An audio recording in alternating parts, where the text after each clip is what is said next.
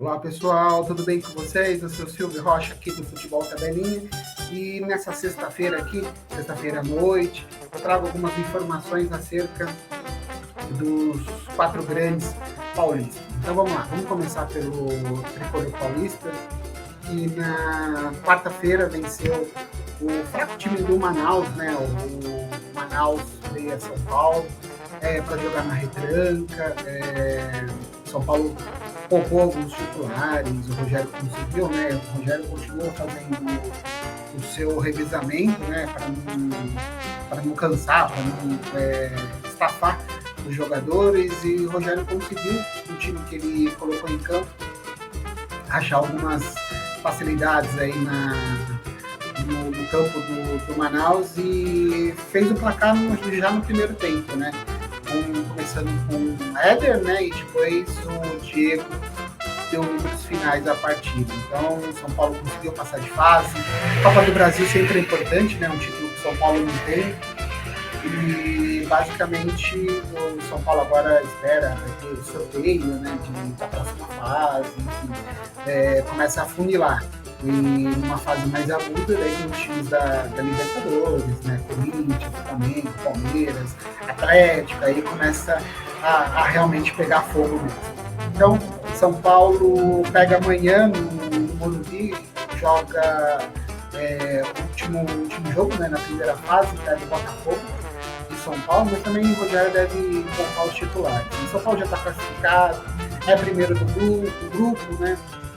Então o São Paulo pode conseguir aí, quem sabe, tendo a primeira não, mas a primeira já é do Palmeiras, né? Talvez a segunda, a terceira é importante para ter os mandos de campos aí nas próximas fases. Então o São Paulo ficou sabendo, né, esses dias aí, que Arboleda foi convocado pela seleção equatoriana, e o Moreira, que vinha bem, né? O menino vinha aí substituindo o Rafinha bem nessa fase aí que ele Vinícius não estava muito bem, também estava machucado, né? Então ele foi convocado pela seleção de Portugal, sub-18, para desfocar o São Paulo também. Então, tanto nas quartas de finais, como também numa semifinal, numa possível semifinal, né? É o mesmo caso da Arboleda também. A boa notícia é que o Igor Vinícius, né, ele já se representou no grupo, né, deve fazer aí o processo de transição, enfim, então, essa ausência do Moreira não deve ser tão sentida. São Paulo, então, amanhã no Morumbi, e muito provavelmente na terça-feira, aí pelas quartas de final, pega a equipe, né, a boa equipe do São Bernardo aí pelas quartas de final do Paulista. Vamos lá, vamos falar do Palmeiras que ontem conseguiu aí, Palmeiras tinha 3 clássicos em sequência, né? Jogou com o São Paulo na quinta-feira passada, no domingo contra o Santos e ontem com o Corinthians. E com o São Paulo fora, o Santos dentro e o Corinthians em casa também. E o Palmeiras conseguiu aí a terceira vitória, né? O terceiro feito aí, a terceira vitória nos clássicos do Paulistão 2022. Palmeiras, todos já sabem, bicampeão da Libertadores, é o time que tem mais qualidade, né, aí entre os jogadores, tem o técnico também está em muito boa fase. Para vocês terem uma ideia, ontem novamente o Veiga fez um gol de pênalti, também Veiga não perde pênalti, mas um pênalti que foi cavado pelo Danilo, né? O Danilo, que foi muito bem, também fez o gol da vitória do Palmeiras por 2-1. Então, a notícia também do Palmeiras, o Patrick de Paula deve ir mesmo para o Botafogo, né? O Palmeiras está estudando aí a proposta do Botafogo, deve ficar com percentual aí numa possível venda, mas a Leila, o Abel, todos já deram um aval aí, então faltam poucos detalhes aí para o Patrick de Paula se transferir. É importante o Patrick também, no Palmeiras ele não estava sendo muito bem aproveitado, né?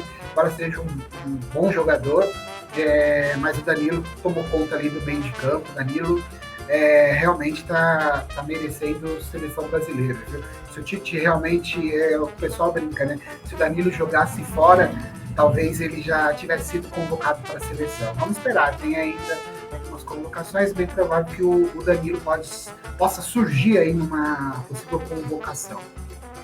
Vamos falar do Corinthians que ontem perdeu do Palmeiras, né? O Corinthians perdeu o seu terceiro clássico. Se o Palmeiras ganhou 3, o Corinthians perdeu 3 esse ano. Então perdeu do Santos em casa, do São Paulo fora e ontem fora também do Palmeiras. Então é bem complicado.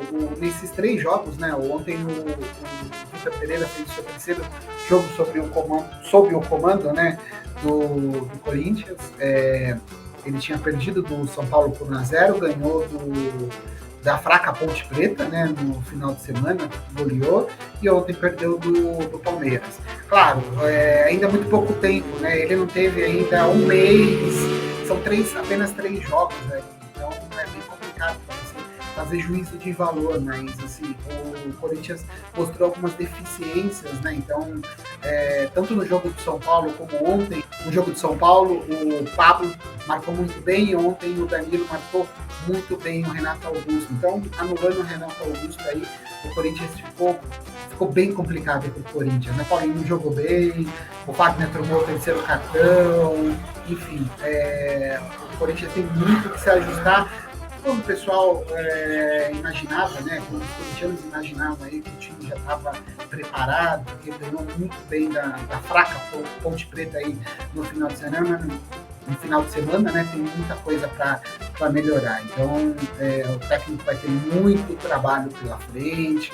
Agora, nas fases agudas, né, daqui a pouco começa o Brasileirão, a Libertadores para o Corinthians. Então, o Corinthians vai ter que ter elenco. Continua com aquela mesma opinião. O Corinthians tem um bom time, mas não tem um bom elenco, né? Então, diferente do São Paulo, que hoje tem um bom elenco, né? O Rogério está conseguindo dar tempo de jogo para todo mundo e para o Palmeiras também. O Palmeiras está conseguindo rodar os seus jogadores. Então, Corinthians, né, o Vitor Pereira tem muito trabalho pela frente. E para fechar aqui, a gente vai falar do Santos.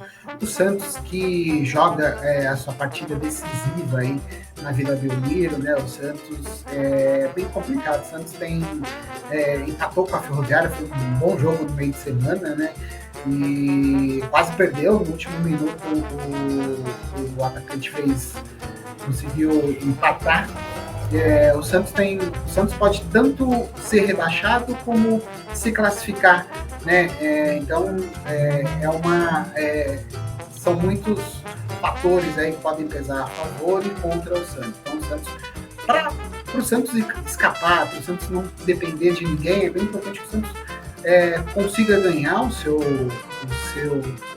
jogo, né? Obviamente, não pensar nos resultados. Aí depois no final o Santos vai ver o que vai dar. Deu para escapar, ok, deu para se classificar, ok. Então o Santos novamente, como no campeonato do ano passado, ele chega numa fase na última rodada do campeonato, dependendo aí de alguns resultados, né? O ano passado foi assim, o Santos precisava ganhar para não ser rebaixado, enfim, conseguiu.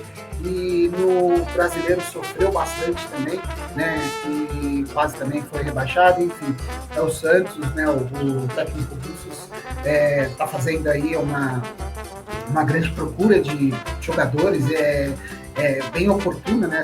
Essa procura de jogadores sul-americanos. São Paulo contratou o Andrés Colorado, também aqui da América do Sul. Então, é bem provável que o Santos traga 1 ou 2 jogadores aí do próprio Barcelona, né, que o Bustos era técnico, então é bem provável que o Santos consiga aí um ou outro reforço aí do campeonato.